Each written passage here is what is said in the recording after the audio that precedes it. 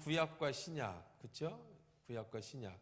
이제 이때에 이 자리가 있어요. 자리. 그 당시에 위치가 있단 말이에요. 다시 말하면 구약 성경이 쓰여질 당시, 신약 성경이 쓰여질 당시. 그리고 이게 서론적으로 이제 다리예요. 다리. 다리 같으죠? 네, 다리. 더 잘 그리려고 했는데 안 됐어. 그냥 다리라고. 이게 다리가 있어. 다리를 건너서 현재라고 하는 시대의 말씀으로 구약에 쓰여진 배경이 있을 거 아니에요. 그렇죠? 구약에 쓰여진 배경이 있을 거 아니에요. 신약에 쓰여진 배경이 있을 거 아니에요. 그리고 오늘의 삶의 배경이 있을까, 자리가. 텍스트, 성경이라고 하는 텍스트는, 여러분, 성경이라고 하는 텍스트는 바뀌지 않아요. 구약이고 신약이에요. 그러면 구약과 신약이 쓰여질 당시에, 이 성경이 쓰여질 당시에 하나님은 그 당시의 삶의 자리, 그 당시의 시대 배경, 그 시대에 맞는 하나님의 말씀이 쓰여졌을 겁니다. 그러겠죠? 자, 그런데 구약과 신약이 그 당시에 쓰여진 말씀이 해석학이라고 하는 해석학이라고 하는 다리를 건너서 2023년 오늘의 현재의 이 말씀이, 이때 쓰여진 배경의 말씀이 오늘 살아가는 여러분들에게 어떻게 적용되느냐, 이게 참 중요한 거죠. 우리가 무슨 옛날 문서를 연구하는 사람들이 아니잖아요. 그렇죠? 우리가 이 말씀이 생명이 되려면, 하나님 말씀이 생명이 되려면 이 당시 배경도 알아야 되겠지만 더 중요한 거는 이 말씀이라고 하는 진리입니다. 이거 진리. 이 진리가 구약시대라고 하는 시대적 그릇에 담아 있었어요. 그것이 이제 2023년 오늘의 그릇에 또 담겨지잖아요. 이 진리는 변하지 않아요. 그렇죠? 바뀌면 안 됩니다. 하나님 말씀은 바뀌지 않지만 이 진리를 담는 그릇은 어떻게 되는 거예요? 바뀌는 거예요. 그러니까 오늘에 맞는 그릇에 담아야 돼. 그러니까 이단들이요, 우선은 착각하는 게 이 시대적 그릇을 모르고 옛날에 이랬으니까 지금도 이래야 된다, 이게 하나님 말씀이다라고 말하는 거야. 그 자기들 원하는 대로 짜집기를 해서 맞춰놓고. 자, 이 얘기를 왜 해드리냐, 요거는 이제 서론적으로 말씀을 드린 거고, 이것이 꼭 여러분이 오늘 하나님의 말씀이 제일 중요한 겁니다. 여러분, 이것도 모르는 분들이 참 많아요. 그러니까 여러분들 제가 자주 말씀드리지만 또 말씀드리는데, 이 출애굽기를 배우는 이 말씀이 오늘 2023년을 살아가는 여러분들의 말씀이, 이 말씀이 하나님 말씀으로 내게 들어와야지. 2000년 전에, 3500년 전에 이 십계명이 우리에게는 아무 의미가 없다고요. 우리가 십계명을 지키지도 않는데 십계명이 무슨 의미가 있어요? 자, 다시 말하면 구약의 십계명, 이 십계명이 신약의 예수님 시대의 그릇으로 옮겨 담을 때에는 예수님 뭐라고 말씀하셨어요? 이 구약의 십계명이 예수님의 신약 시대, 예수 그리스도의 시대의 십계명으로 옮겨 담을 때는, 이게 이제 율법입니다. 율법이 예수님 시대에 올 때에는 예수님의 그릇에 담아야 되는 거예요. 자, 다시 말해, 예를 들면 그겁니다. 아무거나 예를 들어 봅시다. 안식일을 기억해서 지켜라. 왜? 안식일은 뭐 하는 날이니까? 하나님이 천지를 창조하시고 7일째 뭐 하셨으니까? 쉬셨으니까. 너는 뭐도 하지 마, 아무것도 일도 하지 마. 그래서 안식일에 나무 하던 사람을 돌로 때려 죽인 사건이 나와요. 자, 이거는 그 당시의 그릇이야. 지금 이 주일날 교회 안 나온다고 돌로 때려 죽이면 됩니까, 안 됩니까? 큰일 나죠. 그릇이 바뀌었어요. 정신은 중요하지만 그릇은 바뀌었다고 그랬어요. 자, 신약 시대 예수 그리스도에게 오셔서 안식일은 뭘로 바뀌느냐면, 안식일이 하나님이 7일날 쉬셨죠. 누가 쉬셨어요? 누가 쉬신 거예요? 사람이 쉬신 거예요? 하나님이 쉬신 거예요? 하나님이 쉬신 거예요. 자, 예수님은 누구세요? 하나님이세요. 그래서 내가 안식일에 뭐예요? 주인이에요. 그러니까 내가 쉬면 쉬는 거야. 진짜가 나타났으니까. 사람들은 어디 가서 안식일에 쉰다고 생각했어요? 회당에서. 거기 가서 쉬는 거라고 생각했어요. 근데 예수님은 말씀하셨어요. 아니, 회당이 아니야. 내가 있는 데가 회당이야. 내가 안식일에 뭐니까? 주인이니까. 그러면 예수님 시대에 회당에 못 들어가는 사람들이 있었어요. 이 사람들이 누구였느냐면 죄인들이에요. 죄인들, 그리고 일용직 노동자들. 여기서 죄인이라고 한 대표적인 죄인은 세리와 창녀입니다. 일용직 노동자의 대표는 누구냐면 목동들이에요. 왜 목동들이 일용직 노동자의 대표죠? 안식일이라고 양 밥 안 주고 양 안 돌면 어떻게 해? 죽지요. 그러니까 안식일에 일해야 돼요. 그래서 안식일에 일용직 노동자들은, 그리고 죄인들은 품행이 방정 맞아서, 방정한 게 아니라 방정 맞아서 교회 회당에 못 들어가요. 그럼 이들은 결국은 통틀어서 뭐라고 불렀느냐면, 이 사람들을 한마디로 뭐라고 불렀냐면 죄인이라고 불렀어요. 무슨 죄를 져서 죄인이냐면 안식일을 지키지 못해서 죄인이 된 거예요. 그러겠죠? 근데 신기하게도 예수님이, 신약 시대의 예수님은 십계명을 지키고 이 안식일에 하나만 들어간 거예요. 예수님은 누구랑 주로 어울리셨느냐면 이 죄인이라고 하는 세리, 창녀, 목동 이런 사람들하고 어울렸어요. 세리 마태 같은 경우는 예수님이 제자로도 삼으셨고, 그 다음에 마리아 같은 경우는 일반적으로 창녀라고 얘기를 합니다. 귀신 들려서 몸 팔던. 그래서 뭐 창녀들하고 주로 어울리셨어요. 창녀들하고 어울리셨다고. 그리고 목동들하고 저녁이 되면 목동들 양 모아놓고 쉬면은 그때 쉬는 날에 목동들하고 어울렸어요. 그래서 예수님은 누구의 친구냐면 죄인의 친구다. 그래서 예수님의 바리새인들이 물어봤어요. 아니 당신은 하나님의 아들인데 왜 죄인들하고 노냐? 그랬더니 예수님께서 나는 의인을 부르러 온 것이 아니라 죄인을 불러 회개시키러 왔다. 그럼 누구한테 있어야 돼? 죄인한테 있어야지. 그들을 뭐 시키려니까? 회개시켜. 너희들은 의인이잖아. 너희들은 죄 안 졌잖아. 그러니까 너희들 나 필요 없지? 나는 이 사람들은 나 필요해. 왜? 그들은 안식일에. 근데 생각을 해봐. 너희들은 안식일에 의인이니까 어디가 있고 회당에 가 있고, 이 사람들은 안식일에 죄인이니까 회당에 못 들어가. 근데 내가 바로 안식일의 주인이니까, 야, 잘 생각해봐라. 누가 진짜 안식일을 지키는 거니? 누가 의인이니? 자, 구약시대의 이 율법에 비하면 예수님은 죄인입니다. 그렇게 하시면 안 되는 거죠. 근데 예수님이 십계명으로 다시 이 땅에 오셔서 예수님이 주인이 직접 오셔서 내가 주인인데 법이 어딨어? 내가 주인인데 이렇게 되는 거야. 자, 그러면 이게 오늘날 뭘로 와요? 현재 와요. 현재 예수님은 어디 가셨어요? 여기 예수님은요? 주인이신 예수님은 승천하셔서 하나님 우편에 앉아 계시잖아요. 가셨잖아요. 그 누구를 보내주셨어요? 지금 무슨 시대? 성령 시대.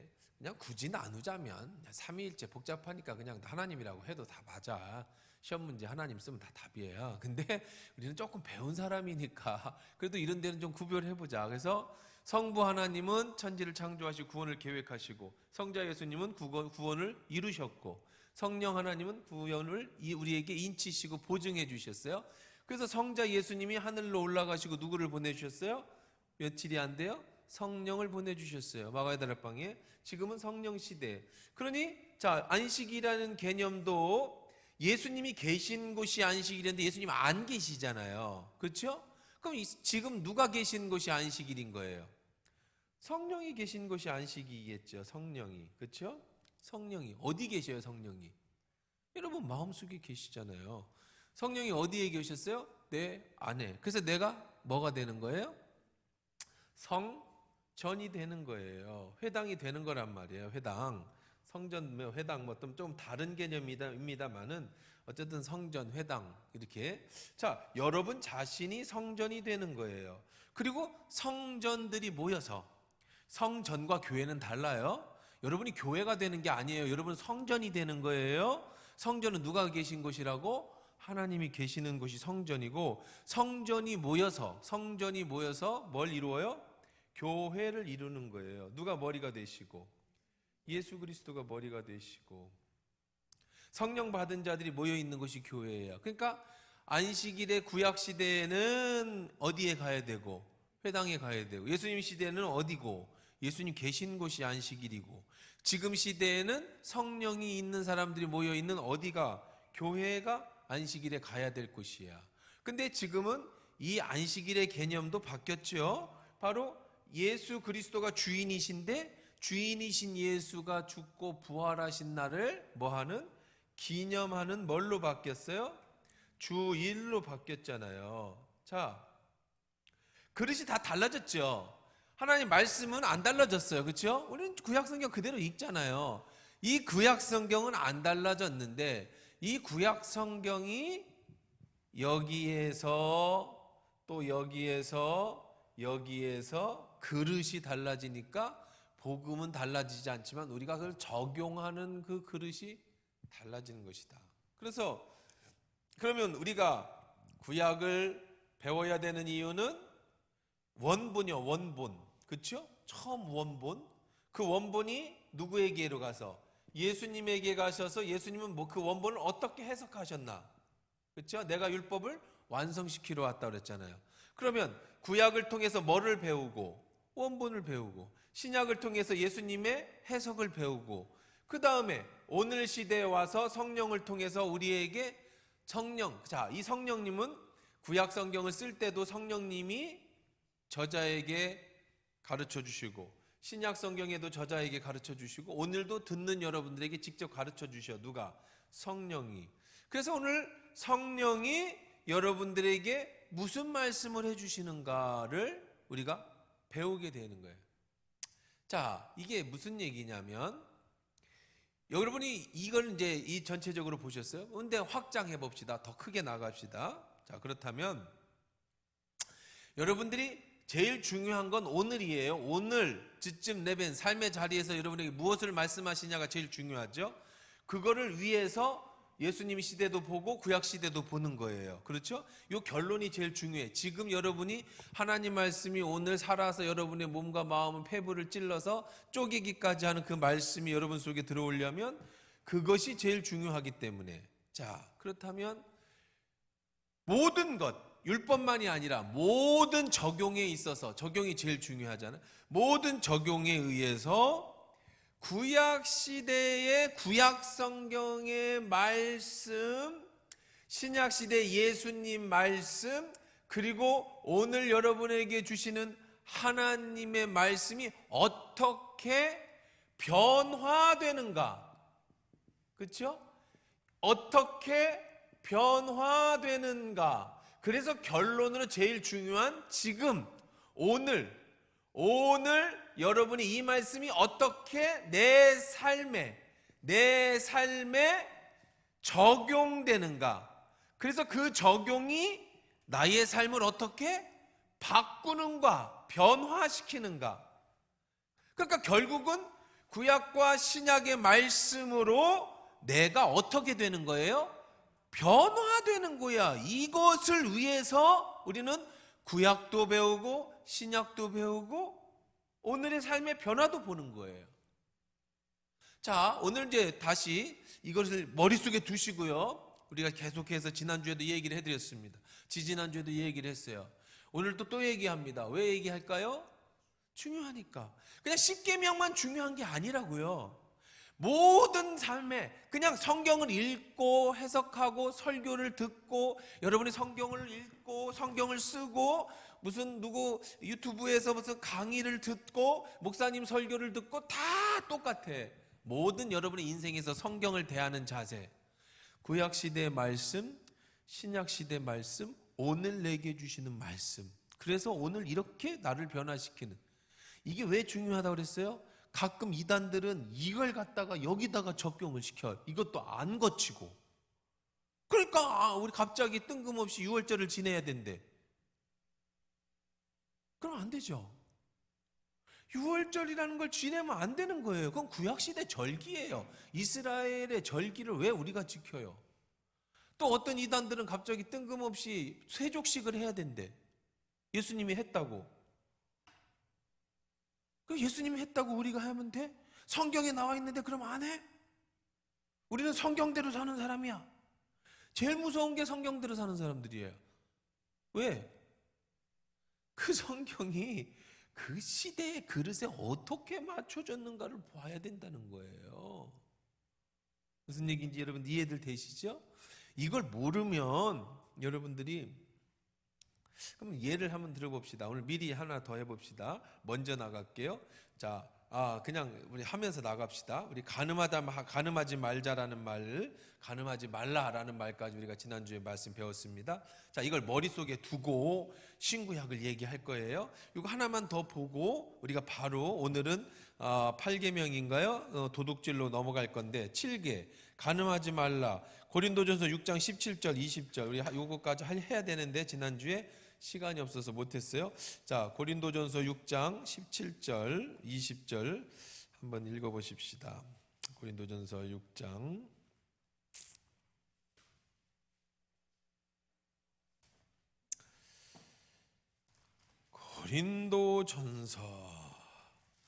이 간음하는 건 정말 안 된다. 지난주에 제가 말씀드렸죠. 여러분들 꼭 머릿속에 두시면 좋겠고요.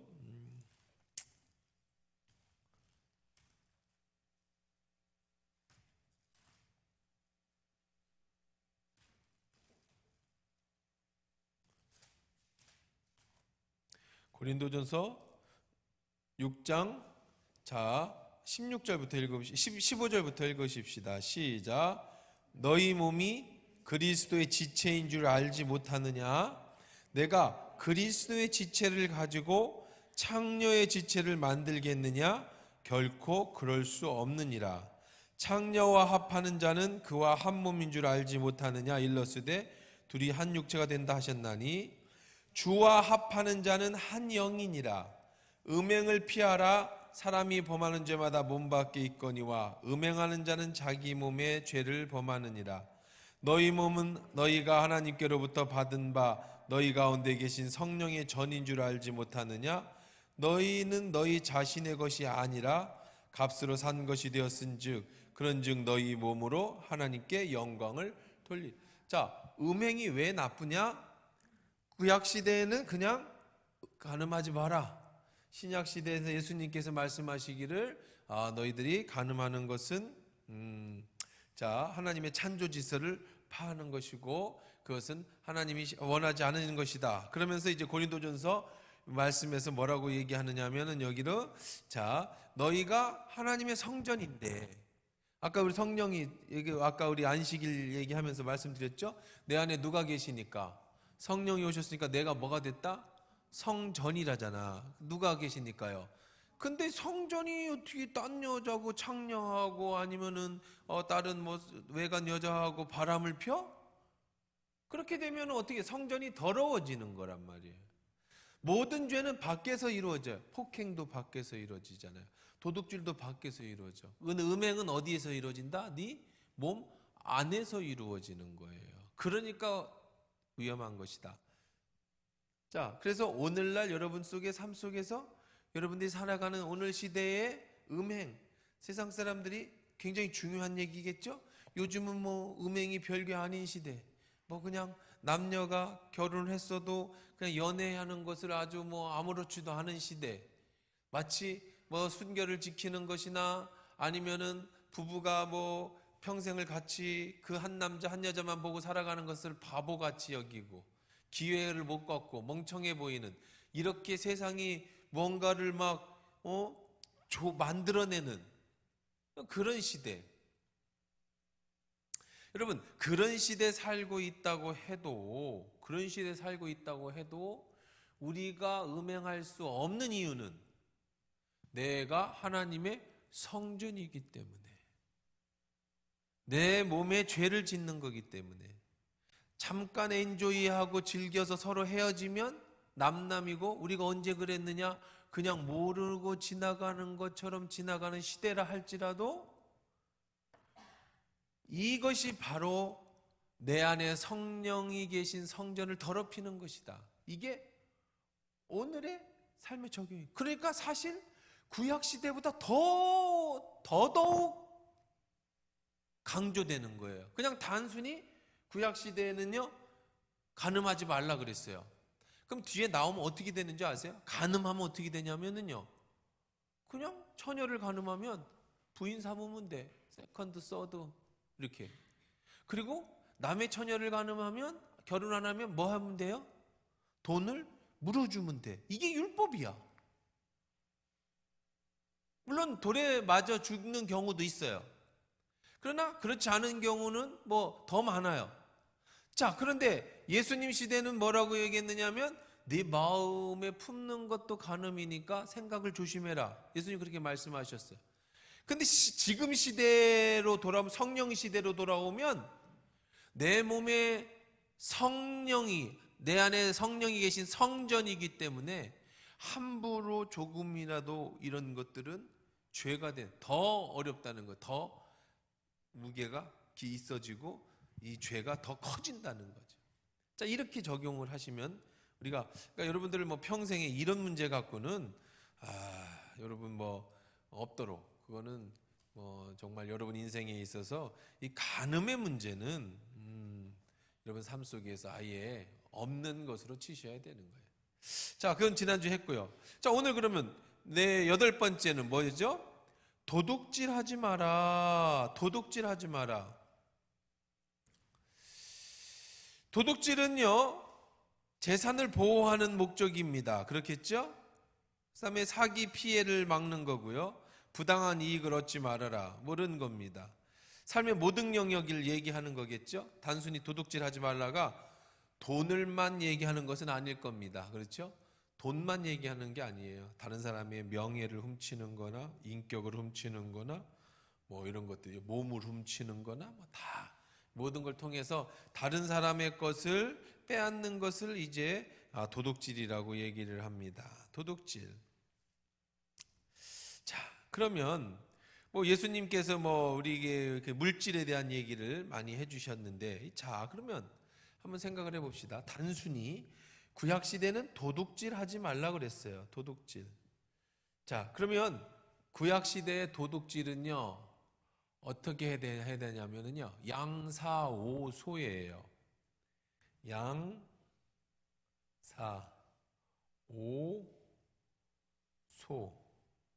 무슨 얘기냐면, 여기가 5가 숫자 5예요. 양을 훔치면 걸렸어요. 훔쳐서 걸렸어요. 그럼 몇 마리로 배상을 해야 돼? 남을 양을 죽였든지 하여간 피해를 입혔든지 훔쳐가면 양 4마리로 갚아줘야 돼요. 이게 뭐라고요? 율법이에요. 그 다음에 오소입니다. 소를 훔치면, 죽이면 어떻게 해야 돼요? 5마리로 갚아야 돼. 못 갚으면 자기 몸을 팔아서 종이 돼야 돼. 그것을 몸값을 치러야 돼. 그리고요, 동해, 이게 율법입니다. 보복이에요. 동해 보복이, 이게 이 율법의 기본입니다. 기본. 동해 보복이라는 건, 네가 저 사람 눈을 뺐어? 그럼 너 어떻게 해? 같은 해로 보복한다는 거예요. 네 눈을 빼. 네가 저 사람의 손을 잘랐어? 그럼 너도 어떻게 해? 손을 잘라. 도둑질을 해다 걸렸는데 갚을 수가 없어? 그럼 네 손을 잘라. 이게 동해 보복이에요. 이게 율법입니다. 무섭죠? 우선 도둑질 하지 마라. 왜? 너 1마리 걸리면 4마리 갚아야 된다. 못 갚으면 네 몸 팔아야 된다. 네 손 잘라야 된다. 그러니까 돈 없으면 도둑질도 하지 마라. 자, 예수님 시대에는 뭐라고 해왔을까요? 예수님 시대는요? 예수님 시대는요, 그냥 뭐 어떤 특별하게 뭐 도둑질하지 마라, 뭐 예수님이 그런 얘기는 안 하셨죠. 왜냐하면 그거 뭐 기본적인 거지, 뭐 누가 도둑질하는 거는 이제. 자, 그런데 예수님은 뭘 말씀하시냐면 탐심을 얘기합니다. 탐심. 결국 도둑질이라는 것은 다른 사람의 것을 탐내는 거죠. 탐내는 마음이에요. 탐내는 마음. 예수님의 마음. 자, 그러면 여기서 우리가 중요한 얘기가 있는 거예요.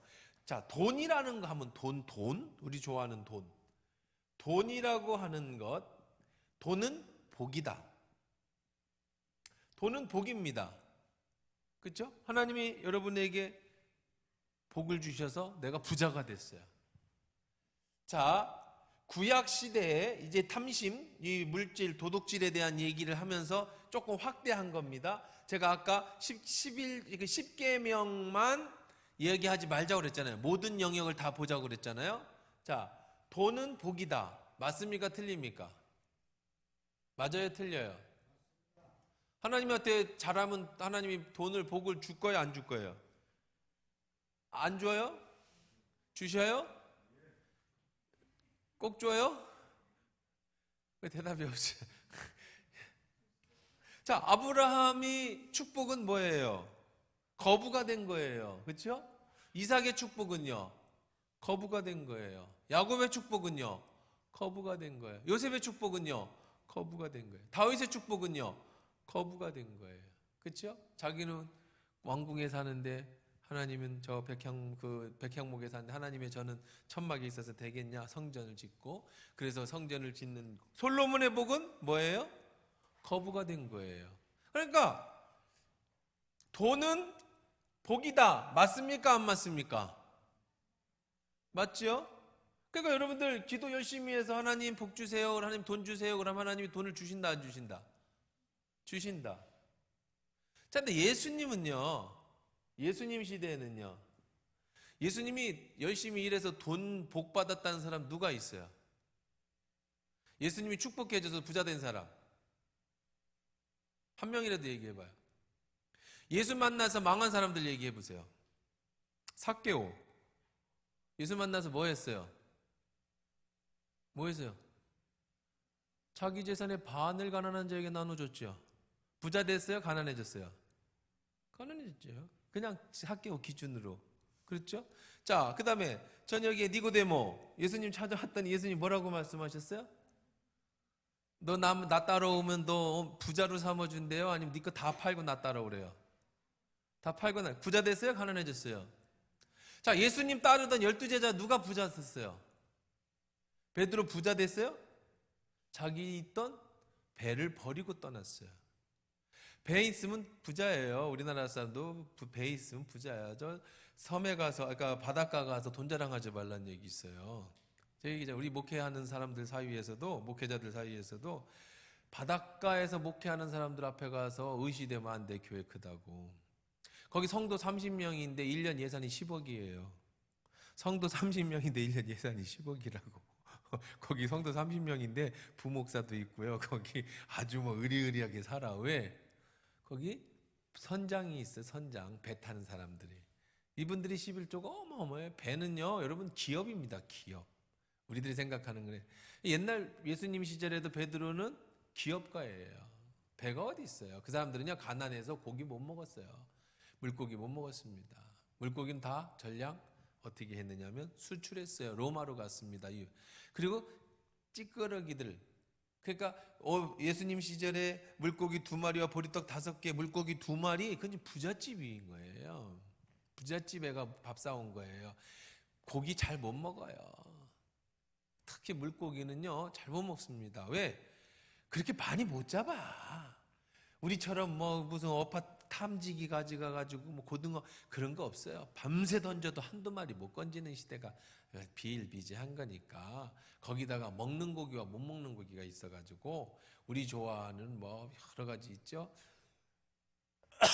장어 이런 거 못 먹었고요. 그 다음에 뭐 아귀 이런 것도 못 먹었고요. 뭐 그러니까 비닐이 꼭 있어야 돼. 비늘이 없는 고기는 고기가 아니야. 그러니 여러분 어떻게 먹겠습니까? 그러니까 그거 생선, 마른 생선 그게 비싸고 굉장히 비싼 고기입니다. 자, 그다음에 세리 마태. 세리 부자였습니다. 그들은 세금을 걷어서 로마에다 갖다 주고 자기가 받는 거예요. 그러니까 세리들은 어떻게 돈을 벌었느냐면 월급을 받는 게 아니고 할당이 있어요. 삼천동 일가 세리는 10억을 할당을 받으면 10억만 로마에 바치면 돼요. 나머지는 전부 자기가 갖습니다. 그럼 세금은 우리처럼 세무서에서 뭐 몇 퍼센트, 몇 부가세가 이런 거 없어요. 세리가 너 이거 세금 몇 마리 돼 이렇게 되면 그게 세금이야 그게. 그러니까 세리한테 잘 보여야 세금이 적게 나와요. 그리고 세리는 부자입니다. 그래서 삭개오는 엄청난 부자였잖아요. 자, 마태가 자기 세리였던 것을 다 버리고 예수의 제자가 됐어요. 예수님은 뭐라고 말씀하시냐면 가난한 자가 복이 있나니 천국이 너희 것입니다 그랬어요. 너희 재물을 팔아서 가난한 자들에게 나누어 주어라. 그리하면 네가 천국에서 너희 상을 잃을 자가 없을 것이다. 은행에 송금하래. 여기다 쌓아두지 말고. 천국 은행에 송금하는 방법은 이 가난한 자들을 위해서 하나님의 영광을 위해서 다 사용하는 거예요. 그러면 이것이 어디로 가요? 천국으로 가는데 거기는 좀도 있죠? 옛날에 장판에 밑에다가 돈 막 까물어 놓으면은 좀이 다 먹어가지고 그렇죠? 옛날에도 마찬가지입니다. 좀이 없어요. 천국에는 도둑이 구멍 파고 와가지고 뭐 은행이 없던 시절이니까 예수님 시절에 그러면 이제 항아리에다 묻어놓습니다. 항아리에다가 그러면 도둑놈이 들어와가지고 항아리에서 돈을 빼가요. 그래서 이제 도둑이 동록이 해하지 못하는 것이. 그래서 여러분 어떤 사람이 밭에서 일하다가 항아리를 발견해가지고 자기 전 재산을 팔아서 그 항아리를 그 밭을 샀죠. 그게 뭐냐면 항아리에다가 돈을 묻어놨는데 전쟁이 났든지 아니면은 전염병이 돌아서 주인이 죽은 거예요. 그러면 전쟁이 나면 어떤 나라가 쳐들어와서 여기를 빼앗죠. 그럼 다 불태워버립니다. 전염병 때문에. 그리고 다시 집을 짓습니다. 그러니까 옛날에 거기가 집터였는데 불태워버리고 밭이 된 거예요. 그 밑에다가 뭘 묻어놨는데 항아리를 묻어놨는데 그래서 가끔씩 밭일 하다가 쨍가랑 해서 열어보면 항아리가 나와요. 그럼 거기 보물이 있는 거예요. 자, 그것처럼 거기 하나님 나라에는 도둑이 없는 곳이다. 그러니 거기다 싸놔라. 자, 예수님 시절에 누가 돈 받아가지고 복 받은 사람 어디 나와요? 아무도 없죠. 오히려 집이나 전토를 버리고 나를 따르라. 그리하면 이 땅에서도 너희가 상을 잃지 않겠지만 하늘에서 너희 상이 큽니다. 하나님은 예수님은 철저하게 이 돈이라는 것을 갖다가 예수님 시대는 뭘로 바뀌냐면 상급으로 바뀝니다. 이때는요, 구약 시대에는요, 그릇이 복음이라는 그릇이 하나님이라는 분이 어떤 분이냐? 그 하나님을 잘 믿으면 네가 부자가 돼. 그래야만 사람들이 믿었어요.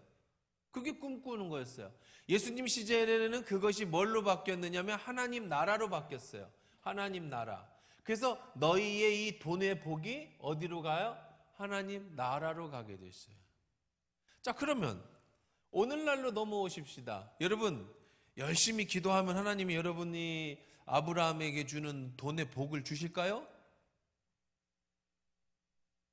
왜 대답들이 없어요? 이제 이쯤 되면 문제가 생기네, 그죠? 큰일 났네. 여자씨 열심히 내가 기도하면 하나님 복 주신다고 그래가지고 기도했는데, 이래 되면 이상해지는데 다 도로 구약으로 돌아갈 것 같지는 않고. 자, 그럼 생각을 해보세요. 공무원이 어떻게 열심히 기도한다고 11조 낸다고 어떻게 부자가 돼요? 부자가 되려면 뭐 해야 돼요? 아니, 공무원이 부자가 되는 방법이 뭐예요? 어떻게 긁어와야 돼?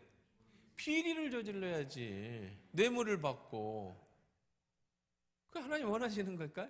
그 복 받은 걸까요? 아니죠. 여러분 11조 낸다고 부자가 된다고 생각하시면 안 돼요. 여러분 내가 쌓을 곳이 없던 걸 채워주신다 하셨으니까 내가 11조를 많이 내면 내가 부자가 될 거라고? 그럼 하나님이 어떻게 여러분이 공무원인 여러분들에게 부자로 만들어 주겠어요? 물론 하나님은 하실 수 있습니다. 저희 아버지 예를 들었잖아요. 우리 장인어른이 예수를 믿기 시작했어요. 택시 운전을 하셨습니다. 11조를 내면 하나님 복 주신다고 그래가지고 꼬박꼬박 11조도 잘 내시는데 그럼 어떻게 부자가 되냐 생각.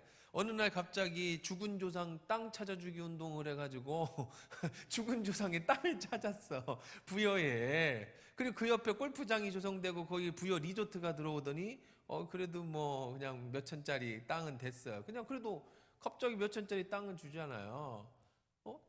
택시 운전을 하셨어요. 그때 이제 대우에서 나온 차를 모셨는데, 대우에서 그 이름 뭐예요? 하여간 그 중형 세단, 그 당시에 택시니까 몰았는데 한 2년인가 몰았어요. 2년 반. 이제 고칠 때가 됐어요. 근데 갑자기 그 대우에서 전화가 온 거야. 택시를 파신 초창기에 나온 모델이 2년 동안에 차가 돌아다니면서 어떻게 마모가 됐는지를 연구로 쓸 테니까 차를 좀 갖고 와달라. 그러니까 오고 가는 비용부터 영어 못한 비용을 다 대주고 차를 완전히 새 차 만들어서 내보내 주셨어요. 그래서 연구한다고 대우에서. 자, 그러면은 부자 됐네, 그렇죠? 그런 경우 있어요. 하나님 그렇게 해주시죠. 그러나 그게 부자는 아니죠. 여기서 말하는 부자는 몇 수십억 자산가는 돼야 되잖아요. 택시 운전하시는 분이 몇 수십억 어떻게 자산가가 돼? 말이 안 되잖아요. 그럼 그게 뭐예요, 오늘날? 그러면은 여러분들 이제 문제가 생기는 거예요. 그러면 나는 11조 낼 일도 없겠네? 그럼 나는 뭐 하나님 앞에 기도할 것도 없네? 이 구약 시대에 돈이 복이고 신약 시대, 예수님 시대는 하늘날 상급이면 지금 시대에는 그게 뭐 별 의미가 없어지니까 난 지금까지 열심히 교회 다니면은 부자 될 줄 알아서 교회 열심히 다녔는데 그럼 뭐가 되는 거지? 여러분, 시대가 달라졌다고 그랬죠. 지금 시대에 복음이 들어가야 돼. 지금 여전히 돈이 복일 수 있는 경우가 있어요. 그건 뭐냐면 은사로서의 하나님 주시는 축복인 거예요. 무슨 얘기냐? 하나님이 왜 내게 복을 주시냐? 왜 내게 어떤 사업에 복을 주실 수 있고 얼마든지 주실 수 있어요. 그러면 하나님이 여러분에게 오늘 시대에 돈이 복이 되려면 똑같이 구약시대 아브라함처럼 돈이 복이 되려면 딱 하나 이유에 딱 하나. 그 돈 갖고 은사로서 하나님이 주신 선물입니다. 선물로 뭘 해라? 하나님의 일을 해라. 교회당 지려면 돈 있어야 되잖아요. 선교하려면 돈 있어야 되잖아요.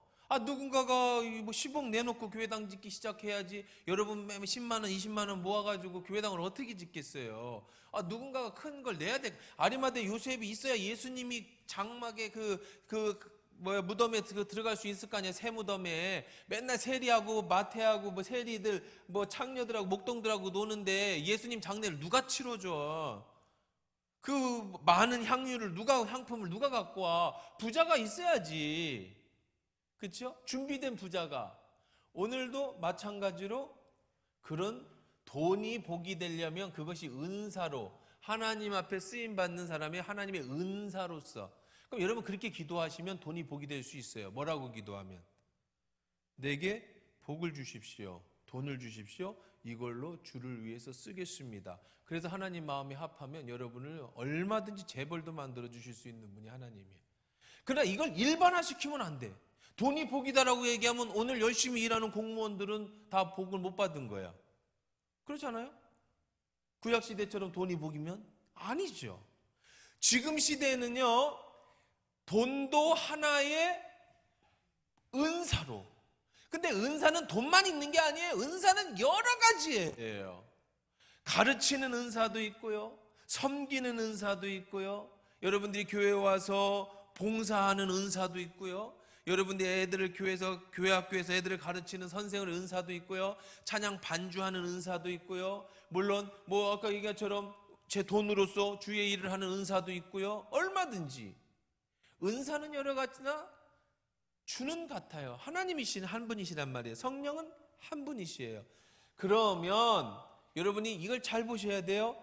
다시 돌아와서 구약시대에 돈이 복이었다. 맞아요.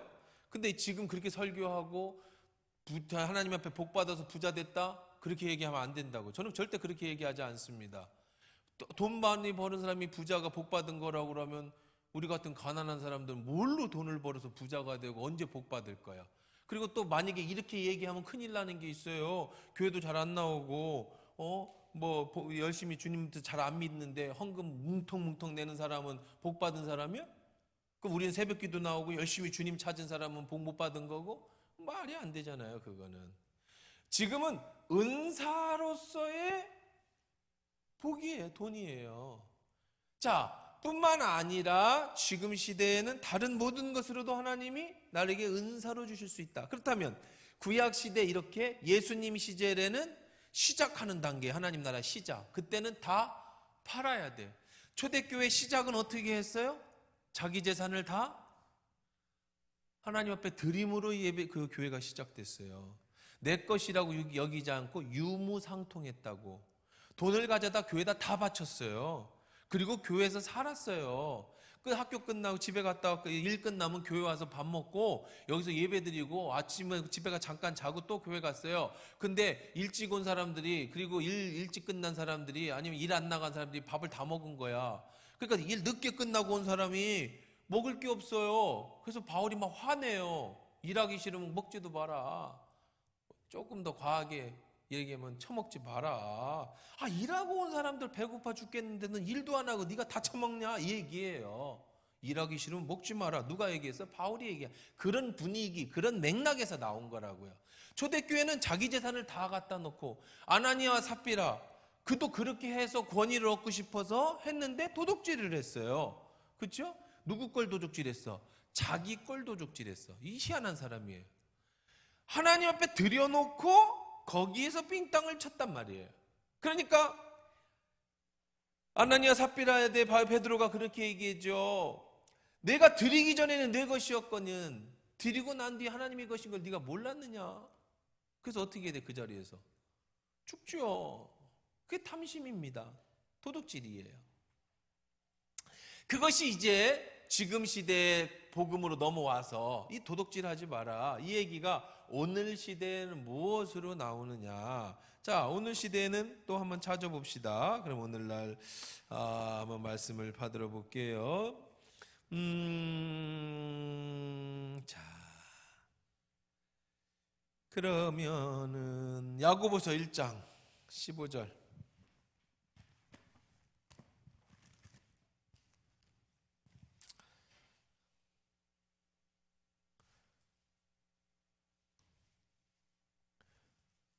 (1장 15절입니다) 같이 읽어볼게요. 자, 시작. 욕심이 잉태한즉 죄를 낳고 죄가 장성한즉 욕심 부리면 죽는다. 욕심 부리지 말고 왜?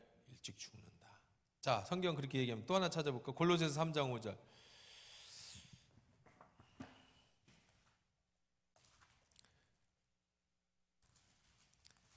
에베소, 빌립보, 골로새.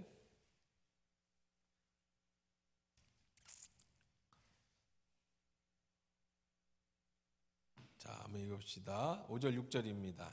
시작.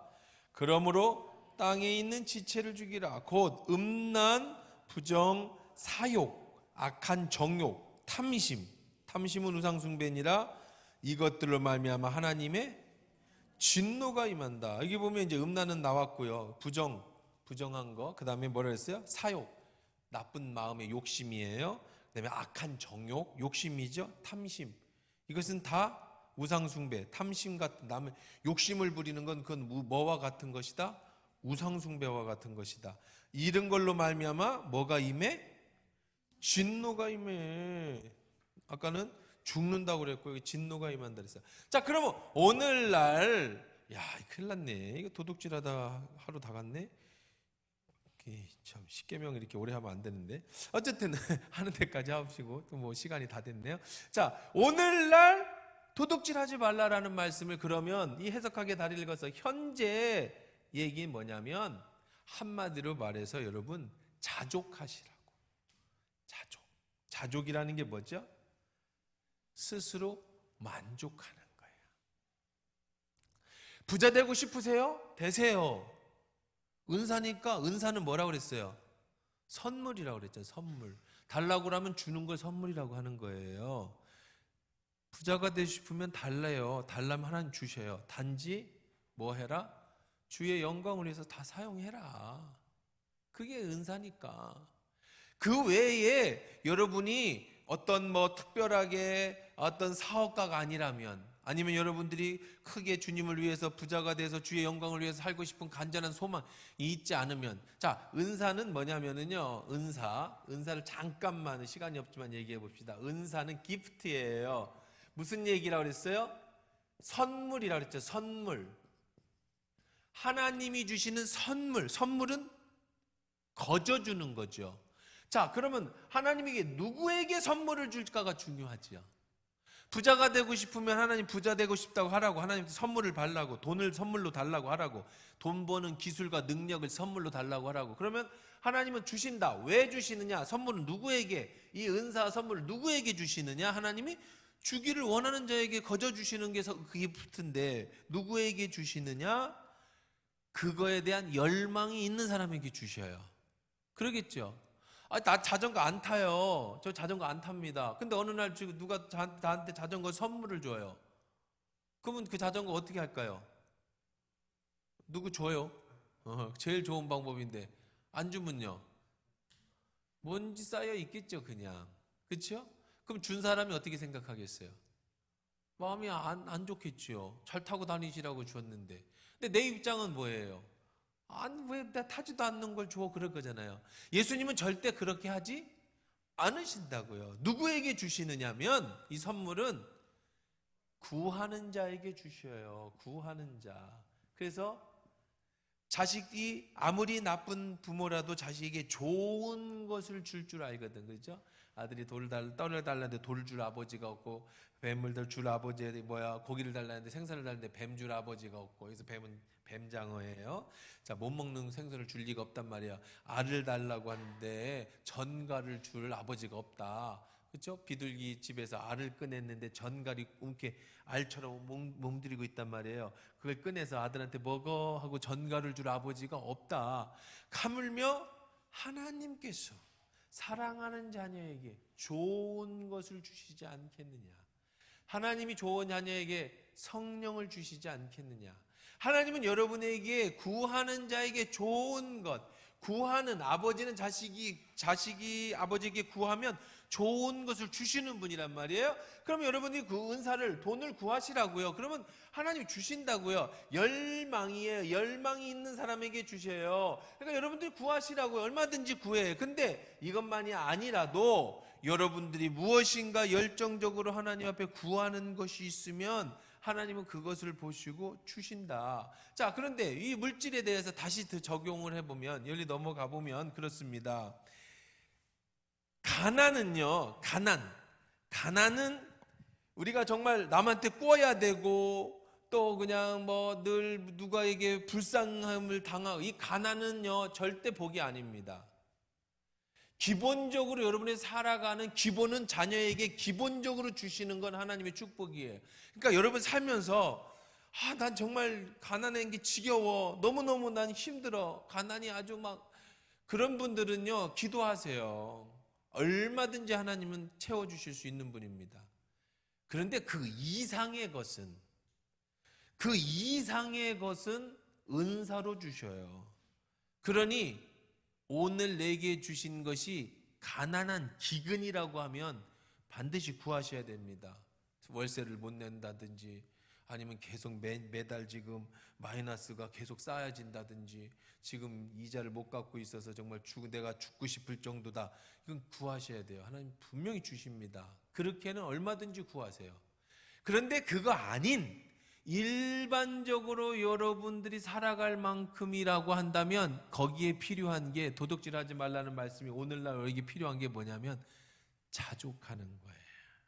있는 만큼 쓰는 게 하나님의 축복이에요. 이게 참 중요한데 사람들은 별로 안 좋아해. 기도하면 복 준다고 그러고, 기도하면 부자 된다고 그래야 좋아하지, 자족하고 사십시오 그러면 별로 안 좋아해. 근데 그게 사실이에요. 우리 교회 와서 부자 안 돼. 제가 장담하는데 여러분 절대 부자 못 됩니다. 되고 싶으면 뭘 받아라? 은사를 받아라. 주신다니까. 누구에게 주신다? 열망하는 자에게. 하나님, 내가 주를 위해서 쓰고 싶습니다. 그럼 하나님 주셔요. 근데 이것도 없이 그냥 주면 다 떠나요. 절대 하나님 옆에 안 있어요. 돈 주는데 누가 붙어 있어? 배고파 여기 앉아 있는 거, 힘들어 여기 앉아 있는 거지. 등 따스고 배부르고, 내 통장에 돈 얼마든지 있고, 얼마든지 카드 다 쓰면은 돈이 얼마 있는지도 모르고, 언제가 카드 결제해야지 모르고 살아가는 사람이 하나님 왜 찾아요? 그런 사람은 아파야 돼. 그래야 또 하나님 찾아. 하여간 무언가 결핍이 오고 무엇인가 어려워야 주님 찾지, 절대로 하나님 사람 찾는 사람은 그런 사람이 아니에요. 인간이 원래 그래, 죄성이 있어서 그래. 근데 부자가 되고 싶으면 은사를 구하세요. 얼마든지 여러분들 부자로 만들어 주실 수 있는 분이에요. 그렇지 않다면, 그런 욕심이 없다면, 여러분이 그렇게 막 물질에 대한 부자가 되고 싶은 열망이 없으시다면, 물질에 관해서는 뭐 해라? 자족해라. 그러면 11조라는 것이 그거예요. 11조를 내서 네가 부자가 된다는 게 아니에요. 물론 은사를 주시는 분에게는요, 은사를 구하는 사람은 반드시 11조를 내셔야 됩니다. 왜? 아니 11조도 못 내는데 어떻게 하나님 은사를 주겠어? 그냥 상식적으로 얘기하고요. 그렇지 않고, 우리는 물질에 관념이 없는데 하나님 앞에 왜 11조를 내야 됩니까? 자족할 수 있는 모든 필요를 채워주시는 분이 하나님이시라는 거예요. 나갈 것을 막아주시고, 필요할 때 채워주시고, 나를 부자로는 만들어주시지는 않지만, 돈을 복 있게 만들어주시지는 않지만, 내가 불편함이 없도록 주를 위해서 드릴 수 있도록, 또 나눠줄 수 있도록 필요를 채워주시는 분이 하나님이시라는 거예요. 각자 자기의 형편에 맞게. 공무원은 공무원에 맞게. 그럼 뭐 떠난 거 11조 내든 안 내든 뭐 월급 나오는 건데요. 아파봐요. 무슨 월급이 나옵니까? 어디 하나 퉁퉁 터져보세요. 1년, 10년 모은 거 하루아침에 날아가는 게 우리 인생인데, 하나님이 안 막아주신다고 하면 여러분 그거 다 남겠습니까? 그뿐 아니라 플러스 거기에 뭐예요? 나눠주고 베풀어줄 수 있을 만큼의 여유를 더 주시고. 근데 그것도 중요한 게 아니야. 그것이 곧 뭐가 되니까? 너의 하늘의 상급이 되니까. 이 땅에서 주님을 위해서 드리고, 여러분이 이웃을 위해서 쓰고 11조를 낸 모든 것이 이 땅에 사는 동안에 부자를 만들어 주신다는 게 아니라, 오히려 어떤 이에게는 자기의 모든 것을 다 팔고 주를 따라야 되는 사람도 있는 거예요. 하지만 이 모든 것이 다 어디에 쌓아지는 것이에요? 하늘에 쌓아지는 상급이에요. 여기 부자가 돼서 돈을 많이 벌어갖고 주를 위해서 쌓은 것도 하늘의 상급이 쌓아지지만, 내가 엄청난 부자가 아니라도 열심히 주를 위해서 오늘 반주하고 오늘 봉사하고 헌신한 것도 전부 하늘의 상급이 쌓아지는 거예요. 어떻게 얼마만큼으로 쌓아지냐? 그건 누가만 아셔요? 하나님만 아셔요. 부자의 많은 돈과 과부의 2렙돈인데 예수님이 2렙돈이 더 많게 보셨다고 그랬잖아요. 여러분의 작은 헌신도 주를 위해서 내가 희생하고 섬긴 것이 하늘에 어떤 상급이 됐든 주님이 쌓아주시는 거예요. 꼭 돈으로만 하나님 앞에 쌓아주는 게 아니라고. 그러니까 오늘 제가 이 도둑질하지 말자라고 하는 이 주제만으로도 오늘 시간이 많이 갔습니다만은, 구약과 신약과 현재 예수님의 시대 마찬가지로 모든 걸 다 그렇게 보셔야 돼. 오늘 우리들의 삶에 이 말씀이 어떻게 적용되어지는가? 이제 앞으로 계속되어지는 원수를 사랑하는 거든지, 이웃에 대해서 거짓 증언을 하는 거든지, 남의 것을 탐내지 않는 거라든지, 이런 모든 것들. 자, 말씀 오늘 정리해 보십시다. 우리는 물질에 대한 얘기 했습니다. 도둑질 하지 마라. 구약 시대엔 도둑질하면 양사오소법으로다가 엄하게 다스렸어요. 신약 시대에 예수님은 탐심을 버리고 자족하는 마음을 배워야 된다라고 말씀하셨어요. 오늘 시대에도 마찬가지로 오늘 우리들이 남의 것을 뺏어서 부자가 되는 것이 하나님이 원하시는 게 아니고, 하나님이 원하시는 물질을 은사로는 주실 수 있다. 그러나 내게 있는 것 오늘도 족한 줄로 여겨라. 너희가 욕심 부리면 결국 사망에 이른다. 하나님의 진노가 임하시는 거니. 그죠? 하나님 앞에 감사하고 오늘의 최선을 다하는 것에 대해서 주 앞에 드리면서 그렇게 살아가다 보면 하나님이 자족하는 것을 주셔서 살아가는 모든 것들을 채워주시고 여러분의 노후와 노년을 책임져 주시고 그리고 이 땅에서 조금 더 플러스로 나누고 베풀 수 있는 여유도 주신다. 이것이 축복이다. 그렇지 않고 주신 것은 오히려 해가 될 수 있다. 여러분 잘 마음에 새기시고요.